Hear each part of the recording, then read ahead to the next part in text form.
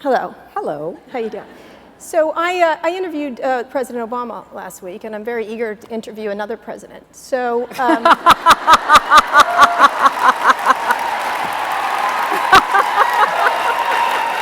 good. So I want to ask the big question. Okay. iPhone or Android? iPhone. Okay, in full disclosure. BlackBerry. And a BlackBerry. And I think the president told you the same thing. Yeah. Except I think he really loves his. Well, you know, it is. There are reasons why when you start out in Washington on a BlackBerry, you stay on it in many instances. But it's also, I don't know, I don't throw anything away. I'm like 2 steps short of a hoarder. So I have an iPad, a mini iPad, an iPhone, and a BlackBerry. Yeah. You know, if you lived in, I go to Washington a lot lately, my kids are living there, and you'd think BlackBerry was the biggest company in the world from all the people there. Indeed. Because everybody uses it. But what about the president thing? Look, if you don't tell anybody, I am obviously talking to a lot of people, thinking through, because here's my view on this, Kara. I just think that we have so many big issues that we have to deal with that unless we really can come together and have a national conversation about those issues, we're not going to make the progress we make. And there are a lot of things that I would love to see our country do. I'd like to bring people from right, left, red, blue, get them into a nice, warm, purple space where everybody is talking and where we're actually trying to solve problems. And you know, that would be my objective if I decide to do this. Why wait announcing? This is all these women here in Silicon Valley, which is an anomaly. This is an anomaly, let me tell you. Yeah. Come on. Well, all in good time is sort of my response, because you know there's a lot to think about. I have to tell you, I don't know how many of you are list makers, you know, and so I have a very long list. I'm going down it. I'm very committed to go down it, but I haven't checked off the last couple of things here. So I guess if I asked you Queens or Brooklyn for the announcement, you're not going to tell me, right? Okay. If you were to run, what would be the central parts of a campaign for you? You're talking about there's a lot of things, the purple thing, I get that, but what would be the central thing that you'd want? Well, let me answer it this way by saying whoever runs, here's what I hope the central thing is, because we have to restore economic growth with rising wages for the vast majority of Americans, and we have to restore trust and cooperation within our political system so that we can act like the great country we are. And those two things, it seems to me, are actually related, because you know, there are some steps that business has to take. You know, we heard Renee talking about what Intel's going to do. I talked about, you know, Google, and we have to have businesses take a hard look, like how can they expand opportunity, be more inclusive. That's part of it. But we also have to figure out how we can have a foundation in our economy again that makes people feel that their hard work and effort will be rewarded, because productivity is actually up. People are working longer hours than many had to work in the past, but there's just no increase in their wages that demonstrates they're respected, appreciated. What could a supposed president do to fix that? Well, I think that, you know. Actually, I'm going to call you the alleged president. Yeah. Well, I mean, this is where I'm supposed to say stay tuned, you know. But what I would say is, this is why we need to figure out how to go after this problem. And some of it is a bottom-up issue, like the minimum wage. Some of it is a fairness and equity issue, like equal pay for equal work, like paid leave so that people can actually stay in the workforce. Women are not because they want to, but because they have to, dropping out of the workforce in many instances, thereby, you know, diminishing their income. So there are certain steps that a government can and should take, and in the past, you've seen a government sort of shore that up. And then there are ways that we have to recast our thinking. You know, so much about The rise in productivity without the rise in wages has to do with decisions that businesses are making. And a lot of businesses say to me, look, we are under tremendous pressure, quarterly pressure. We have to meet certain targets, and we just don't have the leeway. And my response is, well, then we need to create that leeway. How do we look at what's happening in corporate governance, in how the incentives work within the corporate world today, and figure if there isn't some way we can help the good guys so that they can actually do more for their employees. And I know I'm looking at a lot of different approaches. Can you actually create jobs? Because a lot, you referenced it, and many Silicon Valley people reference it, is that there are going to be fewer jobs, and that things become automated. Well, let me give you two quick examples. One, look at the enormous numbers of jobs that technology created starting in the 90s, right? I mean, it was a huge explosion, not just in tech companies, but across the board. And now we've got to figure out, are we hitting a ceiling because with increased innovation, automation, we're not able to create more jobs, or is there more that we can do in order to promote job creation? But it's not just job creation, it has to be with a rising wage, an opportunity ladder. Energy is a huge opportunity. Energy efficiency jobs are woefully underrepresented in the economy. Now, there are things that both utility companies and governments at local, state, federal level could do to encourage more jobs that would move us toward more renewable energy. We've done a bit of it, but we haven't done near enough of it. And so there is an area where it's sitting right there, and we're not doing everything we could. We don't have a level playing field. We still highly subsidize non-renewable, non-clean energy. We should have a much more open, competitive field so that energy efficiency, solar, geothermal, wind, all of that is on a stronger foundation, and we will create more jobs. Right. Let's talk about the, why do you think we need a woman president? Just curious. Besides, she'd be better. Again, like speaking hypothetically. Yeah. Well, you know. We can say President Warren if you want, but Elizabeth Warren. But yeah, you know, I think whoever it is or should be, we need to make sure that all the talent in our country is represented. But would there be a different president being a woman? Do you think that's? Well, I can only speak both for myself and for my experience, but having been in the Senate and having seen the difference that women in the Senate made, the most famous example, and it's literally hard to believe right now, but in the 70s and 80s, women were not used as subjects in clinical trials by the National Institutes of Health. And in fact, big trials on breast cancer did not include women patients. And I know, it's so sad, right? And so along came somebody like Barbara Mikulski and others who were determined to lead on, and they changed that. Now, that's a specific example, and there are many others, where the experience of being a woman, the ability to see what others might not see as either gender discrimination or marginalization, gives us a chance to speak up, to be heard, and to make changes. You know, when I was First Lady, I worked with a lot of the breast cancer advocates to continue on breast cancer because it was one of the most egregious examples.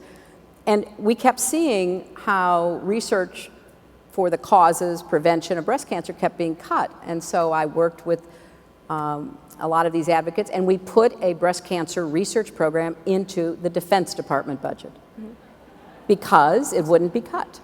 Now, we had to keep saving it because people found it and tried to cut it, but that's the kind of difference that when you sit and talk, and this is bipartisan, you know, women on both sides of the aisle, they have these views, and we had some of the best times. We had dinners every month together. They were totally off the record. They were not political. We would say, well, what are you working on? How can we help? And so it was what you would hope your elected officials would do together. And I think there's a lot more of that. And women in public life do bring that perspective, which we need. Why do you think, let's get to Silicon Valley. You talked about Roseanne Arquette's statement at the Oscars, the wage inequalities. Those numbers you quoted for Google, it's every single company in Silicon Valley. It's essentially white dudes and a couple of ladies. Right. What do you think about that? This is supposed to be our most fast forward industry, the one where all the jobs are, but it's completely. Yeah. Well, I've thought a lot about it, and I think, there are, I'll overgeneralize, but 3 big reasons. One, this pipeline problem. When you had more women getting computer science degrees in the 80s by a factor of 2+ than you do now, that kind of lets people off the hook. Mm-hmm. Why aren't more girls and women going into this field? What was different about being a high school or college student in the 80s than it is today? And I think we need to unpack that. And we have to do more to create opportunities for girls to have access to computer science, programming, coding experiences to kind of light those interests in them. And then secondly, I do think you have to recognize that, in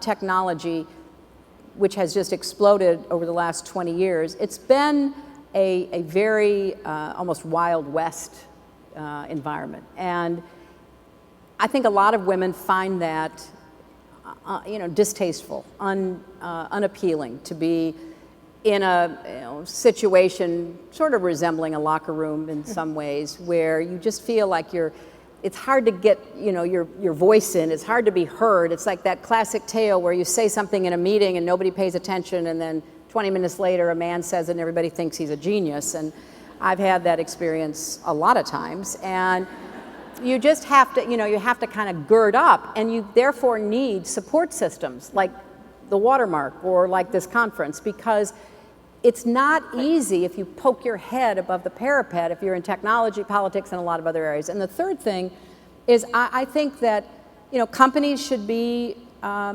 held to account. I mean, you need shareholders and executives and customers and others to say, hey, you can do better than 83% male. How do you do that? Right now, there's a trial going on. It opened today. A big Silicon Valley venture from Kleiner Perkins, lawsuit about gender discrimination. Very tough case, both sides not settling. Right. How do you stop the systematic and the environmental qualities that create that locker room? And how do you imagine that shifting? Because everyone says, oh, we shouldn't have it, and then there it is. Or the women are not on the boards, or women are not. Look, I think that it requires both men and women to speak up and speak out about this. And I think for men, it's always fascinating, when you talk to groups of men in tech or any other industry, it's almost inevitable in my experience that some of them will tell me how great their daughters are, mm-hmm. and how well their daughters are doing and what their daughters hope to become. And I always say, well, don't you want your daughter to be able to go as far as she can go in whatever field she chooses? Oh, of course. Well, you're a bank, you're a big corporation, you're this, you're that. You better pay attention to the kind of environments that educated young women are going into, and maybe raise questions about it. So men have to be more sensitive to, more interested in creating this environment. And if you can't get them on the daughter side of the argument, try to get them on the fact that we now are amassing evidence that corporations with women on boards actually do better. They have a higher ROI. They are consistently, more successful. And so we have some both personal and some statistical data to back it up. But then I think for women, that's why I ended by talking about how we have to support each other more. And this is a constant challenge, and we need to be willing to stand up for other women, to raise questions about how other women are being treated. I remember all those years ago when I was in this law firm, around 3 o'clock, every secretary, every administrative assistant, every woman paralegal would be on the phone trying to make sure their kid got home safely, because the kids were coming home. They were what we called them then latchkey kids, and they wanted to make sure their kids were safe. and they were whispering in the phone because you're not supposed to make personal phone calls at business. And I finally went to the partner and said, this is absurd. You should have a window of opportunity. These women work so hard. They're great, members of our team. So you need to pick up on what's happening, and not just among your peers, but women who may not have the power and position you do. And then finally develop a thick skin. I mean, my favorite predecessor, Eleanor Roosevelt, said that women in the public arena have to grow skin as thick as the hide of a rhinoceros. And you have to be prepared, try to think ahead of the smart thing you'll say if somebody makes an offensive comment to you, instead of what we all do, which is you sit there shocked, and then in bed at night you think, oh, I wish I'd said this. Sort of have a stock of those that you kind of carry around with you and throw out, and kind of say, oh, take that. You're pretty good at that, actually. Well, I've had a lot of practice. I mean, really. But would you put this idea of childcare at the center of an administration, that a real center and not a sort of sideway? No, look, I think. Did you do enough in the last campaign to bring it to the center? Many say you didn't. Well, I've heard that, and I certainly am trying to learn from what I did right and what I didn't in thinking through, doing this again. I think that the family issues, sort of putting families first, creating, more supportive work environments, so that if you do that, what people find, is that women who get treated well are such loyal employees. They will stay with the company. They will work double time. They will do everything they can to make the enterprise that supported them successful. So this is not a nice thing to do. This is a win-win. So I think that childcare, these family issues, are now bubbling to the top of the list on people's minds. Okay, so let's talk a little bit about some of the issues around the tech sector. We talked backstage. Net neutrality, they're going to vote on it Thursday. The president's been rather aggressive about making a utility. Do you think it should be a utility? Well, here's what I think. I think that for the FCC to do what they want to do, to try to regulate it like a phone, create net neutrality as the norm, they have to have a hook to hang it on, and so they're hanging it on Title II. Do you like that hook?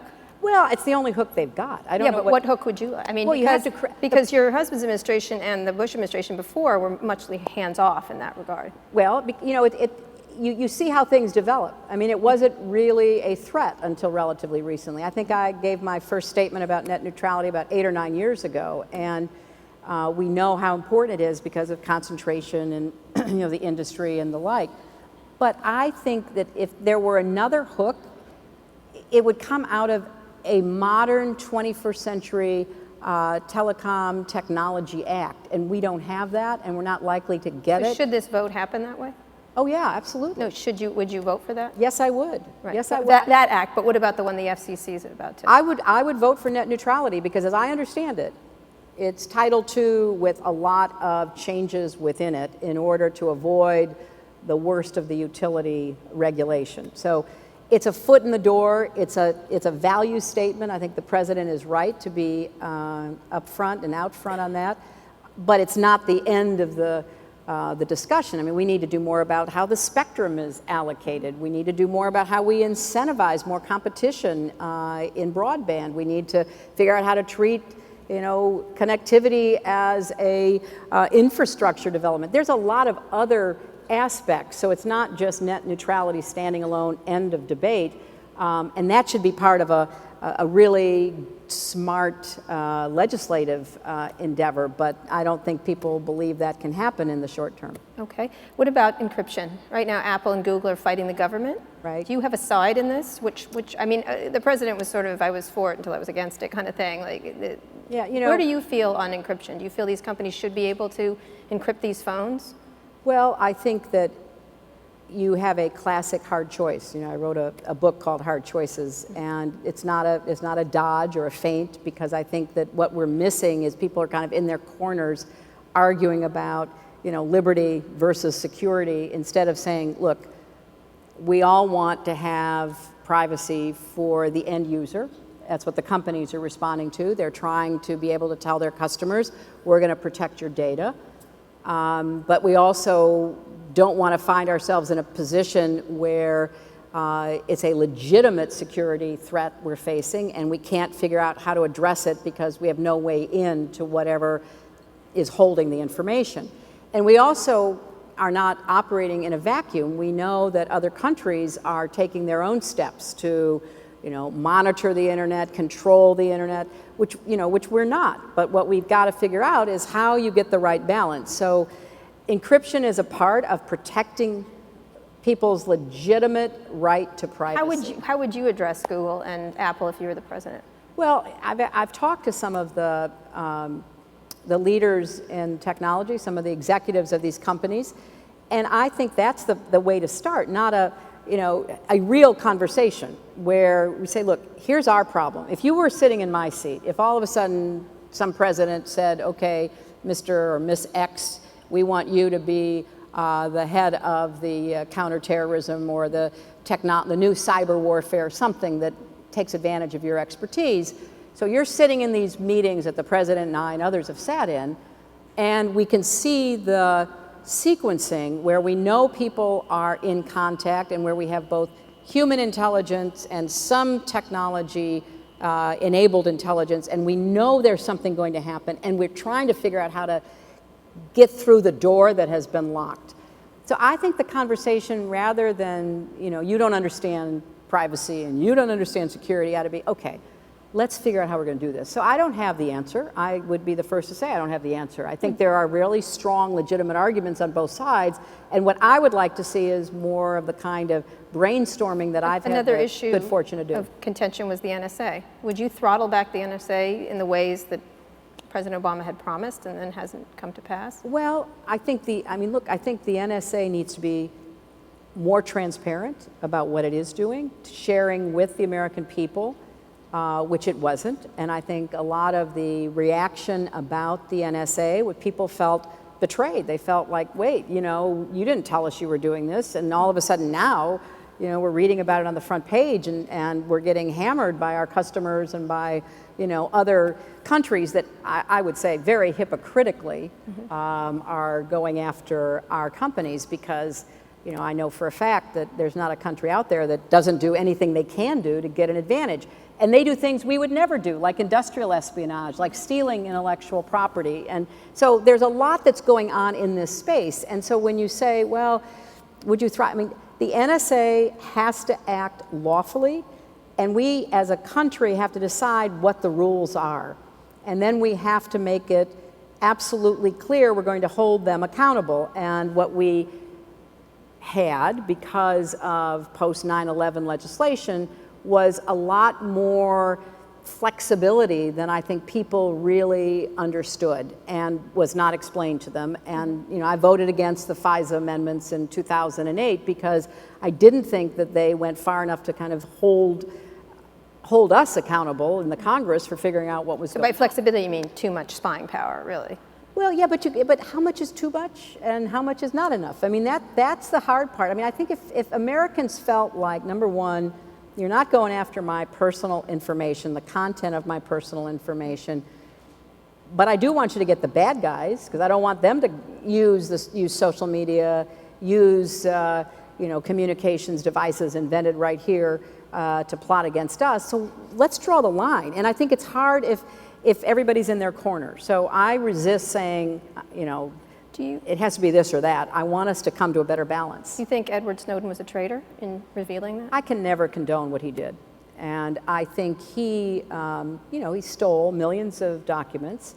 And the great irony is the vast majority of those documents had nothing to do with American civil liberties, privacy, or anything affecting us here at home. They were about information we had vis-a-vis China, Russia, Iran, others. And then he fled to China, then he ends up in Russia. So, the president had given a speech before Snowden's disclosures laying out some of these issues that we needed to address. So people were beginning to take a deep breath after a decade of 9/11 reaction. And the president was sort of leading that, and then along comes Snowden and puts forth information into the public domain that people are entitled to know, but I think it's fair to say a lot of it was nothing to do but the subject we're talking about, but very damaging to our national security vis-a-vis countries that do their very best to gather information about us. Right, couple more topics. ISIS, disturbing videos. They're using social media, creating terror there. Yeah. Has the administration done enough to tackle the problem, and what would you do more to deal with them? Well, you know, again, how much time do we have? I think not enough. As much as you want. Yeah, look. You can sit here all Okay, day. then let me start with this. ISIS is the manifestation of a movement that is incredibly fueled by an obsession to control territory, to reestablish, as they say, a caliphate that would be governed by people with a very retrograde view of everything about women, everything I care about, everything about due process or rights or anything. We know that. So why did they get a foothold? Well, first of all, they are the successor to what was called Al-Qaeda in Iraq. Al-Qaeda in Iraq was a Al-Qaeda affiliate that was based in the Sunni regions within Iraq and was fighting the Shiite forces in Iraq during the American involvement in Iraq.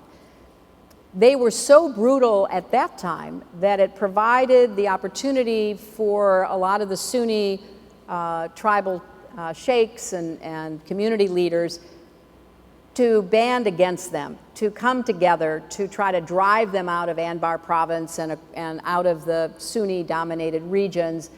And they were successful in doing so because they finally decided that the enemy of my enemy is my friend didn't work, because these people were so brutal, so beyond the pale.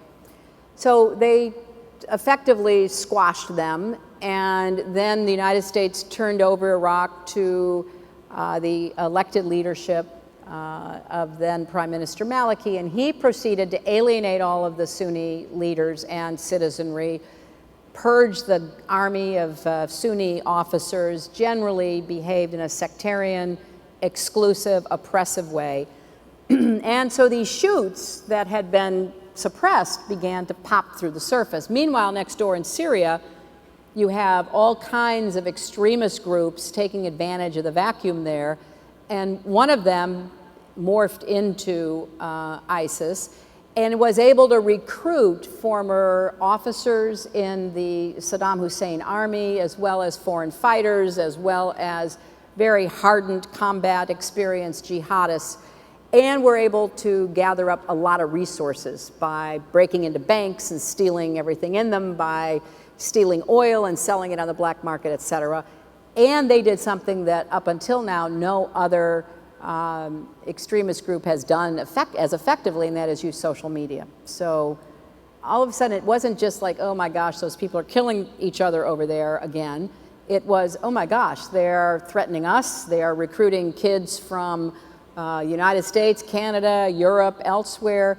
They are threatening to expand their territorial grasp. They are really a metastasizing danger. So therefore, we have to work with our partners in the region to try to diminish and eventually eradicate the threat, because it does affect us. But how? How do you think enough is being done? Well, I think that it's it's a very hard challenge, because you can't very well put American or Western troops in to fight this organism. You have to use not only Air Force, but also Army soldiers from the region, and particularly from Iraq. And so what Americans are doing now is helping to retrain the Iraqi army after it was really decimated by Maliki, trying to get leadership back within the Sunni regions, trying to integrate them so the Sunnis feel they have a stake in the future, supporting the Kurds, because the Kurdish Peshmerga are right now, certainly the best fighting force. It's like 3, 4, 5-dimensional chess. So yes, I think a lot of the right moves are being made, but this is a really complicated and long-term problem because remember, we've got Al-Qaeda in Yemen, we've got Boko Haram in North Africa, we've got terrorist groups from the Sinai through Libya and south into Mali. This is a long-term struggle. So are you sure you want to be president there? Yeah.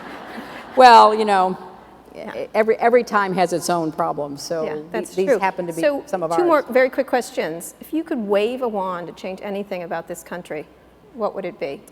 One thing. Oh, that's so hard. And not another season of Downton Abbey or something like that. Well, I hope that happens without me waving a magic wand. That we could get back to working together cooperatively again, that we could get out of our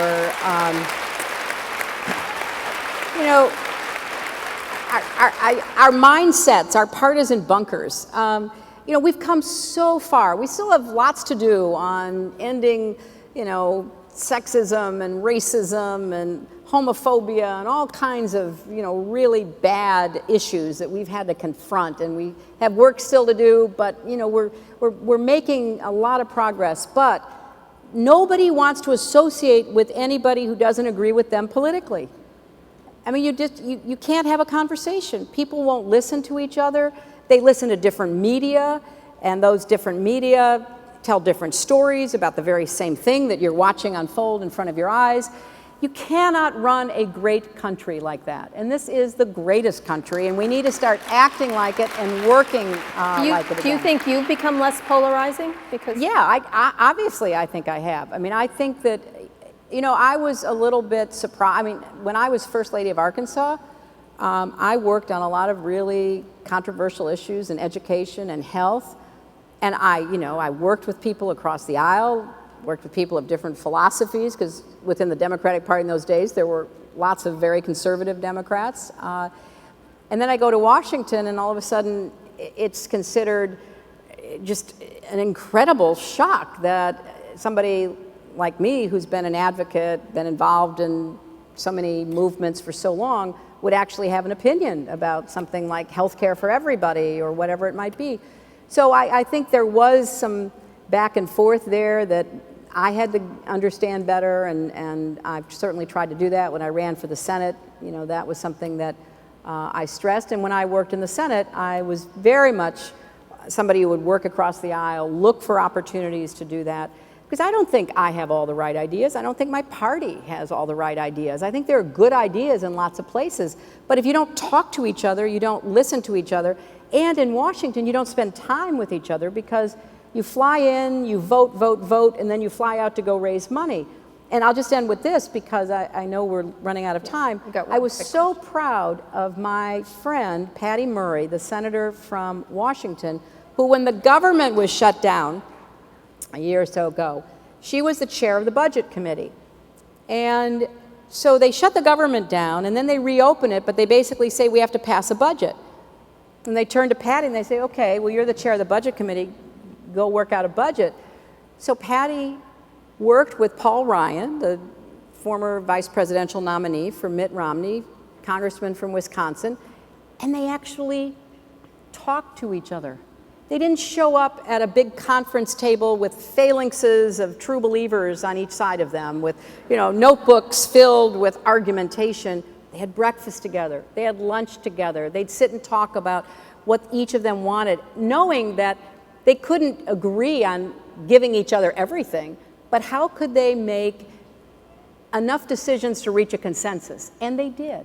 So it's possible, and it requires relationship building. A lot of people that I have really serious disagreements with, I found ways to work together, and I got to know better. And that's kind of lost. So this is, as you can tell, one of my pet peeves here. So my last question, I asked this to the president last question. If you could have a hashtag for the next few years, and you can't do grandmother knows best. You've used that one. That's such a good one. And but you could do Hillary 2016 if you want. But just offering a suggestion. I love selfies. Whatever. What would it be? Your hashtag. Oh my gosh. Lead on. All right, thank you.